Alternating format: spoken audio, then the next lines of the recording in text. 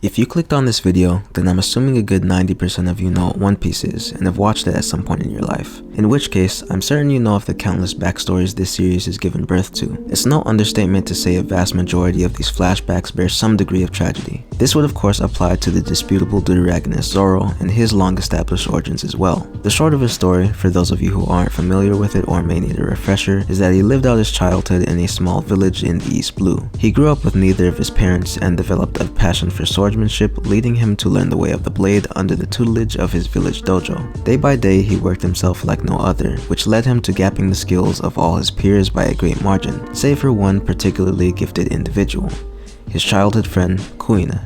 Where Zoro was never shown to have innate talent for the sword, Kuina was blessed with an unusually high level of finesse, which was made even greater by her willingness to put in the work to become a greater swordsman than she already was. Though this frustrated Zoro, it only made his ability to come as close to her as he did through willpower and training alone seem even more impressive. It also motivated him to compete for the lead and make a promise with her, to see who could become the world's strongest swordsman. This promise, however, was unfortunately cut short due to her sudden and unexpected death. From there, he takes her blade on as his own and vows to become the world's strongest in her name, with no intentions of stopping until his name has reached the heavens. This promise leads him to becoming the billion berry man he is today, far closer to his goal than he's ever been. Definitely not the saddest story out of the many to have come out of One Piece, but by no means does it not tug on your heartstrings. What I want to focus on today though is not the entirety of his origins, but one prospect of it.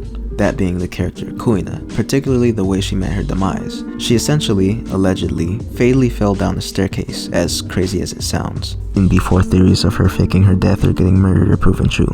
It's something that even veteran One Piece fans are taken aback by even to this day. After all, the last thing anyone would expect from a character as important as the best friend of the future king of pirates' right hand is a death as anticlimactic as that. Because of this, Kuina is a very contentious character within the story, given how the tragedy of Zoro's backstory comes from an unexciting death, especially when compared to characters who've essentially had everything they knew and loved taken from them, or put through things that no child should ever need to endure. In short, it's just forgettable and non-consequential in a story as over-the-top as One Piece, to the point where it almost seems out of place for many.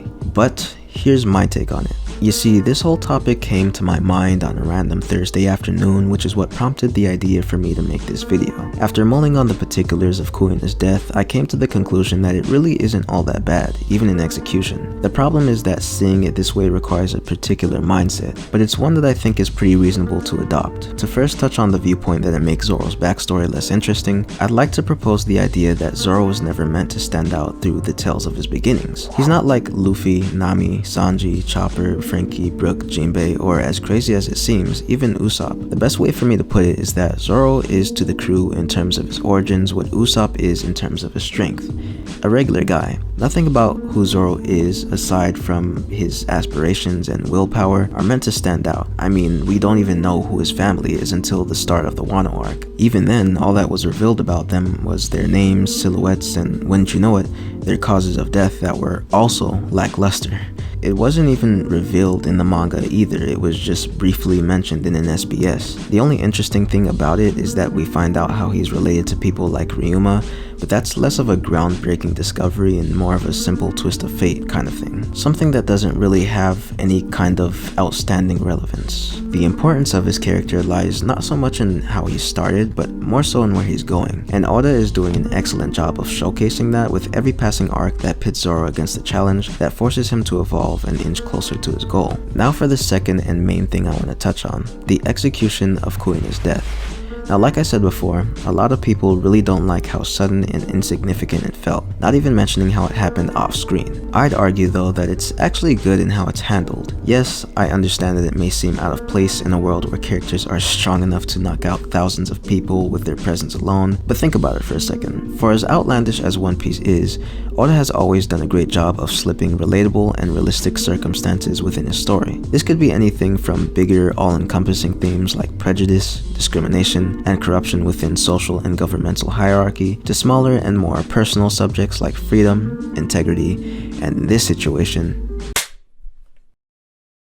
Morality is defined by Merriam-Webster Dictionary as the quality or state of being mortal. Being mortal, naturally, means being subject to death. We as humans are rarely put into a position where we find the need to consider how fragile we are, and how at any 2 moments we can go from living a completely normal day to being on the precipice of life completely by chance. Simply put, one of the worst aspects of life is not knowing when it can end for you, especially in a preventable situation. This is what I've come to believe Kuina's death betrays.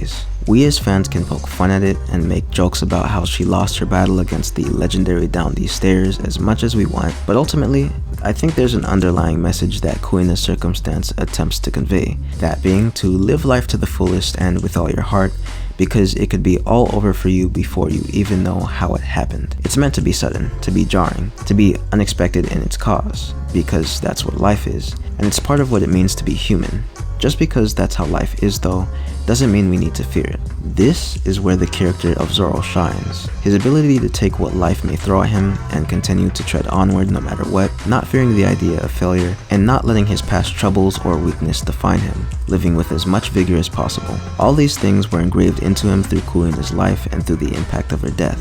It gave Zoro a newfound perspective of fulfillment, for as uneventful as we may view her demise, it contributes to the very essence of what Zoro is and stands for, as the driving force behind the character beloved by millions in one of the greatest stories ever told. But that's about it for this video. A bit shorter than usual, I know, but I do have more planned for the future. I know I say that a lot, but life, school, work, all that stuff does tend to get in the way of things I'd like to be focusing on a lot more like this. But I've resolved myself to do what it takes because I do indeed have a passion for this, and I want to continue to pursue it, not only for me, but for the people who have supported me and stuck with me for so long, even in the slow seasons like this one.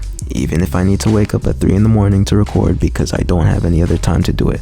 But that's neither here nor there. Anyways, if you enjoyed the video, go ahead and drop a like, maybe comment and let me know your thoughts and we can get a discussion going, because I do like responding to the majority. And as always, this has been Tenta. Stay easy, guys.